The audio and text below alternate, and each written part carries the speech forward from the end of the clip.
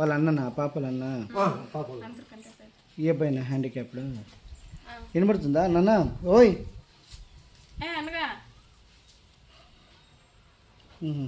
ఈ అబ్బాయి అన్నాడు అంటున్నా పాపం తెలియదు అంటున్నా. నేను 10th క్లాస్ చదువుకుంటున్నాను.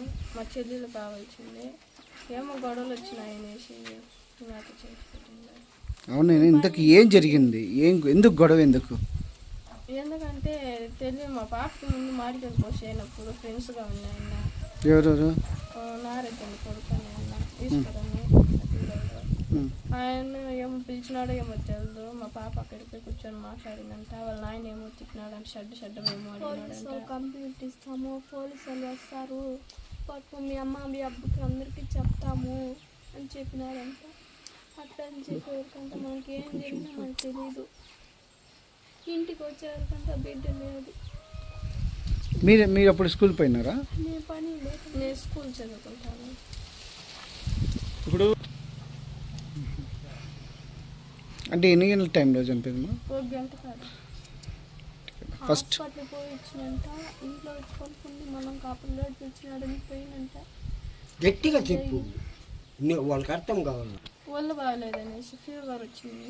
మార్నింగ్ స్కూల్కి పోవాలన్నా స్కూల్కి పోను వద్దు అనేసి సరే అనేసి స్కూల్కి పోయి పిల్లకాయలు తోడుకొని ఈ వీటిని వదిలేసి వెళ్ళిపోయింది. మా అమ్మ పని తోడుకొమ్మిన మనం తోడుకొచ్చి ఇంటికాడకి వచ్చి సూది వేయించుకొని ఇంటికాడ తోడుకొచ్చి వదిలేసి వెళ్ళిపోయింది మా అమ్మ మా నాయనందరూ. ఆ పాప మాట్లాడేదని ఫ్రెండ్ అనేసి పోయిందంట. ఆ ఫ్రెండ్ వాళ్ళ ఇంటికాడికి మనం కానీ ఇంకా వాళ్ళు పోలీసు వాళ్ళు వస్తాము మాట్లాడుకుంటున్నారు, మీరు పోలీసు వాళ్ళు వస్తారు, పోలీసు వాళ్ళు దగ్గర మాట్లాడుకున్నారు మీరు అయిపోయింది అని చెప్పి ఏమో మా అమ్మ మా అబ్బాయిని అందరినీ తిట్టినారంట. వాళ్ళు కన్న మాట్లాడినారంట. ఆయన మా అమ్మ మా నాయన్ని. ఎవరు ఆయన పేరేం? నారాజు. ఫస్ట్ ఎవరు చూసింది? మా మమ్మీ చూసింది. మీ అమ్మ ఇంటికి వచ్చింది ఇంటికాడికి? జరిగింది వాళ్ళు మాట్లాడతారు ఇట్లా తిడతాడారు అనేసి అన్ని పని కాడ నుంచి వచ్చేసి వచ్చి నాకు ఫోన్ చేయాల, మాకు ఫోన్ చేసి రా పిన్నిగా అంటే మేము పని కాడ నుంచి ఇంటికి వచ్చేసే వాళ్ళకంతా ఇట్లా జరిగింది. ఇంట్లో పని పెట్టేది కాదు మా వాళ్ళే చంపి ఈడ ఆ మాట మాకు కూడా మేము కూడా చూడలేదు అంటా ఉన్నారనే మాట కొంచెం గట్టిగా చెప్పారు. కూర్చున్నా నేను పని కూర్చుంటే అమ్మ పని కూర్చుంటే అది ఆ పాప అది తీసుకునే లేదో తెలీదు. వాళ్ళు పైన మాత్రం ఎక్కడ అందుదు వేసుకునే పైన కూడా అందుదు పైన. ఆ పాప తక్కువ కదా. అవును 100%. సీట్ మీద ఎక్కితే కూడా అందుదు పైన అదే మధ్యలో వేసుకుంటారు. ఏంది మధ్య పైపు మధ్యలో మధ్య పైపు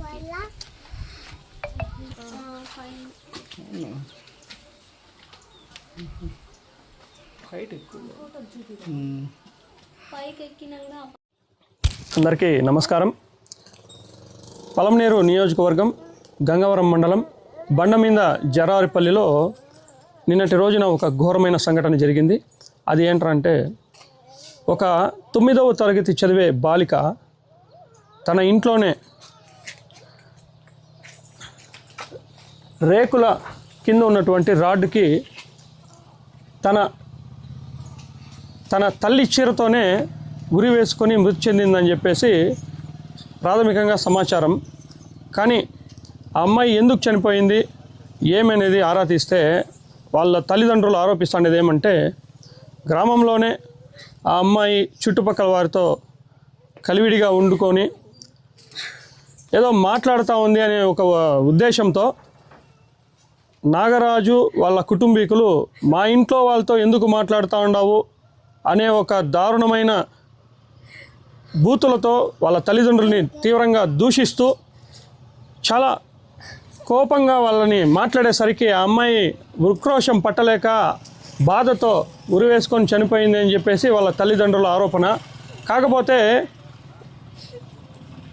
శిరీష అనే అమ్మాయికి 2 అక్కలు, ఒక అన్న. పాపము వాళ్ళు చెప్తాండేది ఏమంటే మా అంత చిన్న అమ్మాయి ఉరి వేసుకోవడానికి ఏముంటుందన్న, వాళ్ళే చంపేసింటారు అని చెప్పి ఆరోపిస్తూ ఉన్నారు. అది కూడా చూడండి, పైన హైట్గా ఉంది. అంత చిన్న అమ్మాయి అంత హైట్గా వేసుకునేదానికి కూడా ఛాన్స్ చాలా తక్కువ, వాళ్ళే చంపేసింటారు అని చెప్పి ప్రధానంగా ఆరోపిస్తూ ఉన్నారు. కానీ పేద కుటుంబము, అన్న అక్కడ చూడండి, అన్న మానసిక వికలాంగుడు, చెల్లి చనిపోయిందని కూడా తెలియని పరిస్థితిలో అన్నం తింటున్నాడు.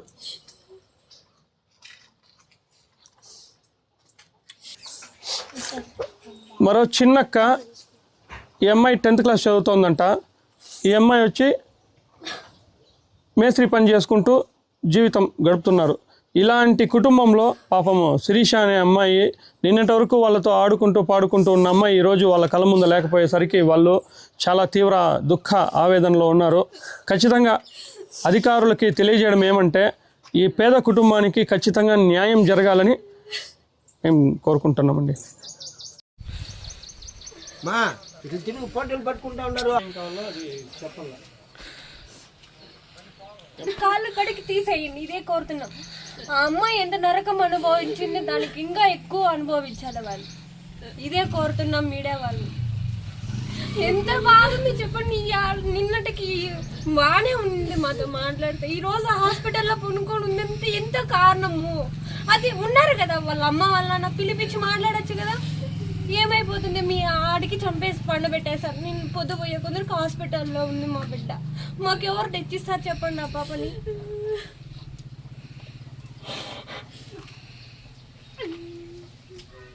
ఇది ఒకటే న్యాయం జరగాలి. మా ఇప్పుడు ఈ బిడ్డకు జరిగింది, నెక్స్ట్ టైం ఇంకో బిడ్డకు జరగకుండా ఏం కారణం ఇస్తారు చెప్పండి. మీరే ఉన్నారు కదా. ఈ బిడ్డకి సారీ అని చెప్పేసి వెళ్ళిపోతారు, ఇంకో బిడ్డకి అట్లే జరుగుతుందా? ఇప్పుడు మేమని గమ్మున ఉండిపోతాం, వాళ్ళు ఇంకొకరు గమ్మున ఉంటారా? ఉండలేరు కదా. కాళ్ళు కాడికి తీసేయాలి ఇట్లా వాళ్ళు. మేము చేతులతో బతికినాం, ఇంతమంది ఆడపిల్లతో ఒక పాపు లేదు అని మా ప్రాణం పోతుంది. ఆ ప్రాణం మాకు లేకుండా చేసింది. వాళ్ళు ప్రాణాలతో ఉంటారా ఉంటారా తెలియదే. మా బిడ్డ లేకుండా అయిపోయింది. ఇప్పుడు మా జీవితంతో ఒక బిడ్డ లేదంటే మా అమ్మ ఒళ్ళు ఉట్టుకుంటుంది.